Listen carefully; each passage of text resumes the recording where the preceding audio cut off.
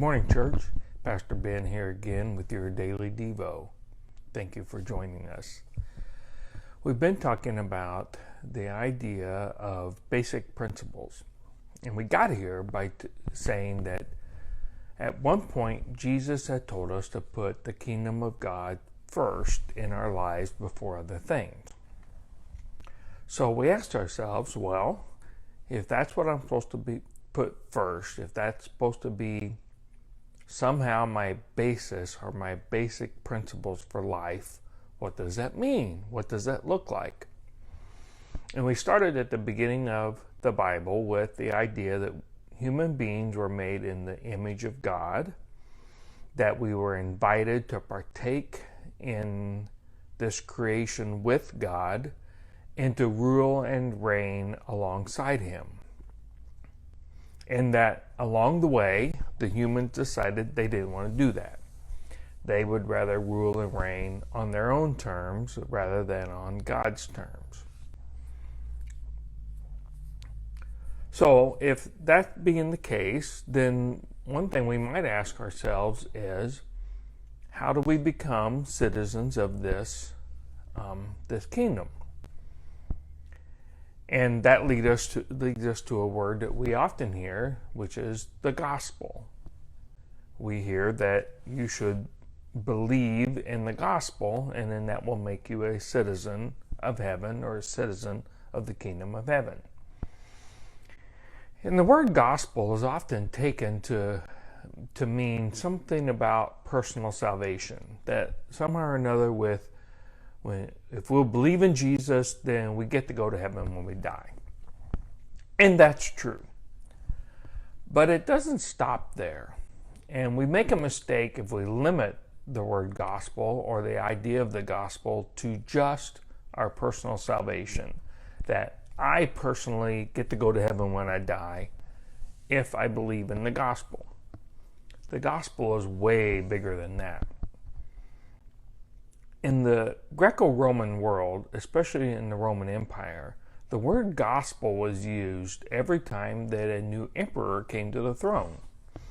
So someone would go from town to town spreading the gospel, spreading the good news. And this proclamation would be accompanied with all kinds of promises of this new emperor, including he will save us from our troubles. He will create peace in the empire. He will provide our daily provisions. We're so happy that we've got this new emperor. Please come believe in the gospel. Believe the good news. Follow the emperor. Give your loyalty to the emperor. And that might, I hope, put a little bit different spin on this word. So then, in light of that, listen to the way that Mark begins his gospel. In Mark chapter 1, verse 1, the beginning of the good news, or God, that's the word gospel, the beginning of the good news about Jesus the Messiah, the Son of God, as is written in Isaiah the prophet. I will send my messenger ahead of you, who will prepare your way, a voice of one calling in the wilderness, prepare the way for the Lord, make straight paths for him. Now, someone in the Greco-Roman world at this time would have not missed that at all. This would have been ground shaking to them. They would have read these words as, you mean there's a new emperor? Some of them would have had a very visceral reaction to that. I mean, it would have been treasonous.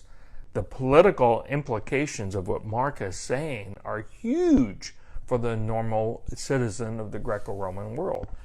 This is something in our world we just kind of miss. We don't really get this. We get it just a little bit when we talk about a new president getting inaugurated, or a new Congress, a new politician of some kind, a new governor takes over a state. And so many promises have been made, right? That things will go great, that there'll be a chicken in every pot, that sort of thing. And we just get just a little bit of that because we elect our presidents every year. But in the Greco-Roman world, the emperor, he ruled for life. And so when he would die, there was great uncertainty about who would be next.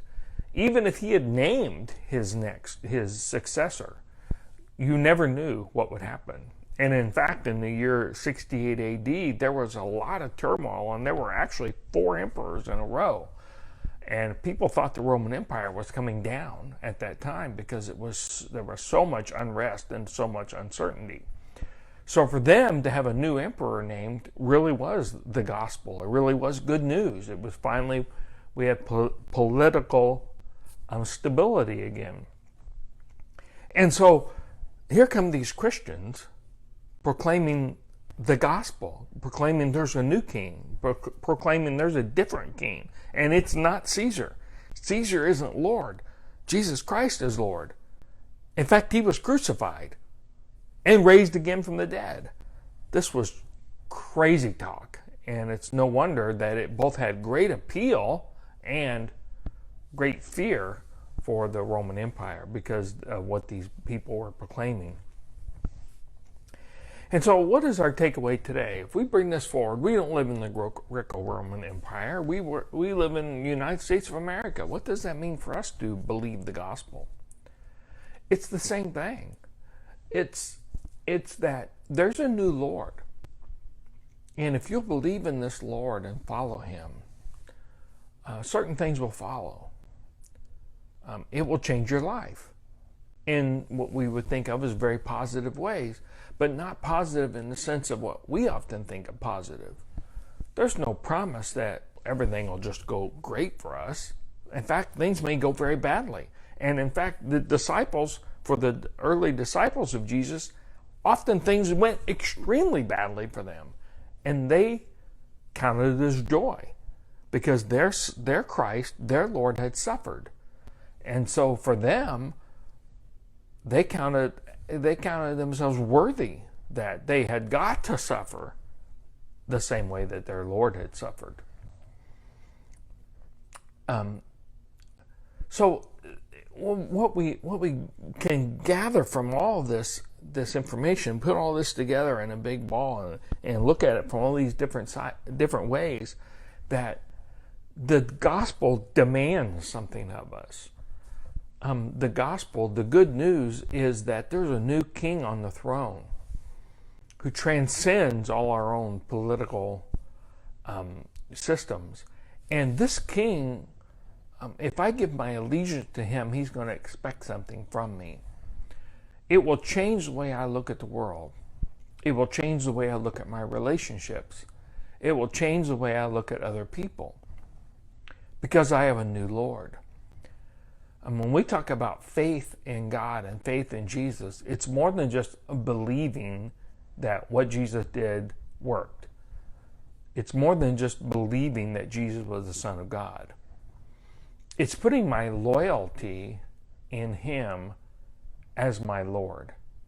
Not just to save me, which he surely will do, but to give my allegiance to him, to be loyal to him, to make him the true Lord of my life, to remove anything else that is already the Lord of my life, to place not just my trust and hope in him, which I surely should, but to put all of myself, all of my energy, all of my will, bring all that under his control, bow to him and say, here's everything I am, whatever I am, I give to you.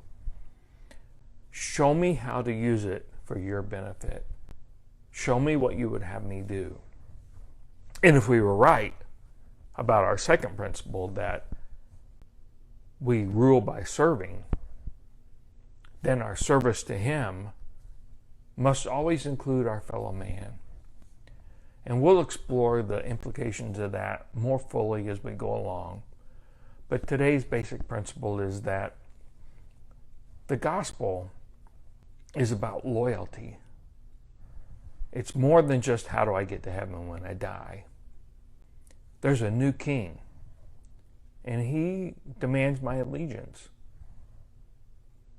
And he draws me with his love and his sacrifice on the cross. And he showed his power through his resurrection. Why would I not follow him with all my heart?